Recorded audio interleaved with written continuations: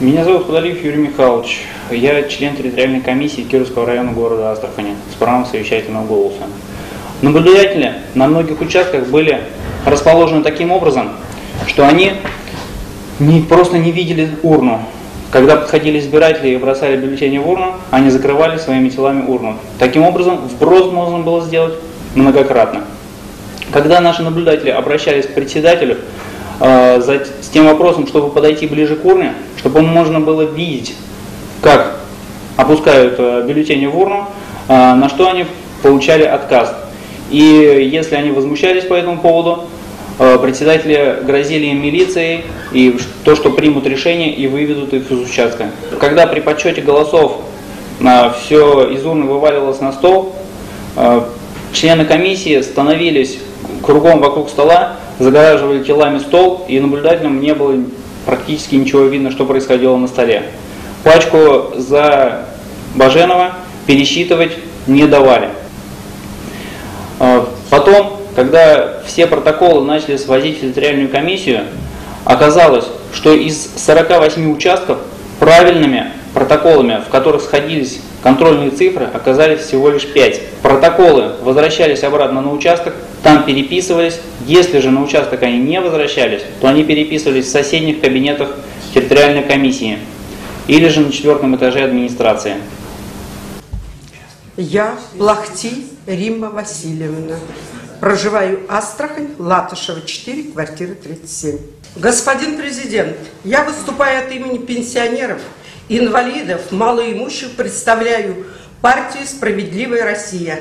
Я хочу вам рассказать, как проходили выборы в городе Астрахани на 472-м избирательном участке, где я представляла члена комиссии с правом решающего голоса.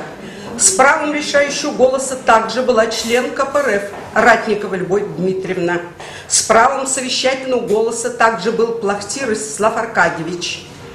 И наблюдатель Макаров Николай Петрович. Все мы были в 8 часов зажаты так, что нам нельзя было подойти к столу и помешать бандюганам заниматься нашим участком. Дело в том, что эти выборы самые грязные в стране, и они все фальсифицированы.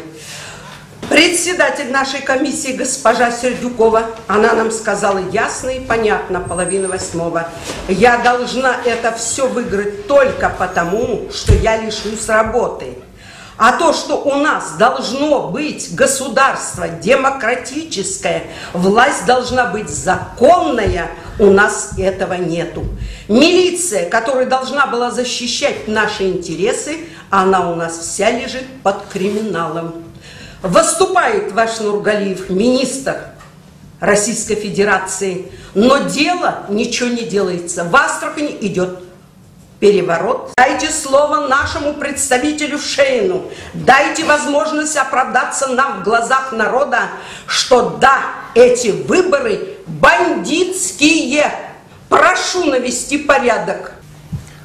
Я являюсь журналистом газеты «Житель» и хотел бы рассказать, как во время проведения выборов мэра города Астрахань был нарушен один из самых главных принципов проведения выборов – это их гласность. Я в составе оперативной группы 11 октября в 8 часов вечера подъехал вместе с членом территориальной избирательной комиссии Слащевой Мариной Владимировной к помещению Трусовской администрации, где находилась территориальная избирательная комиссия данного района. Меня, как представителя прессы, в нарушение федерального закона о защите избирательных прав граждан России, в нарушении местного закона о выборах главы муниципального образования города Астрахань не допустили, мотивируя это тем, что своим присутствием я нарушу избирательные права граждан города Астрахани. Не мотивируя ни законами, только собственным волеизъявлением, члены администрации Трусовского района пропустили только члена территориальной избирательной комиссии, меня же оставили за пределами ворот. И несмотря на то, что шло заседание территориальной избирательной комиссии, хотя они сначала говорили, что можно допустить, мотивировали, что оно уже началось, и чтобы не нарушать ее действия, опять-таки меня пропустить не могут. Таким образом, выборы в городе Астрахани были гласными только для членов администрации, а для остального народа гласность полностью была запрещена как вид деятельности журналистов. Минакова Тамара Николаевна. На избирательном участке в школе 39 на Судоверфи Кирова, когда Баженов пришел, и люди стали возмущаться, что дома сидят без воды, сидят без отопления, и ничего в перспективе нет, то он дал приказ, закрыли этот избирательный участок, и тут же этот участок перенесли за поселок Машаик, где школа юнатов. Это очень далеко. Естественно, жители уже голосовать пожилые не смогли туда поехать. Вот сейчас в интернете смотрели, жалобы, полный интернет. Людей заставляли насильно голосовать в четверг, в пятницу, в субботу. Естественно, люди голосовали зашеяно. И, по всей видимости, эти бюллетени были изъяты и просто поменяли их. Я сама голосовала в гимназии 2-й. Это вообще было полное безобразие. Полное безобразие. Огромный физкультурный зал, где-то в конце зала стоит эта урна, близко никаких наблюдающих никого нет. Если они там и были, то их, видимо, у входа задержали, остановили. Никто ничего не видел, я даже обратила внимание, никто не наблюдал. Это у меня просто был один бюллетень, а если была сотня, я могла бросить 100.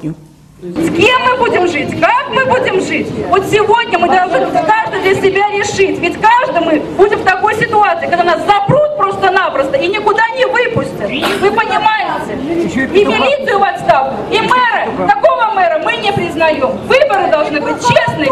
Надо дать людям второй шанс и выбрать именно того, кого они хотят. Сделать честным. Часто такое с вами случается в Астрахани в последнее время? Ну, с момента прихода Баженова, да. То есть журналистов тут не... Да и не только журналистов, всех подряд. Как вы эту ситуацию в городе можете Фашизм. Типичный фашизм.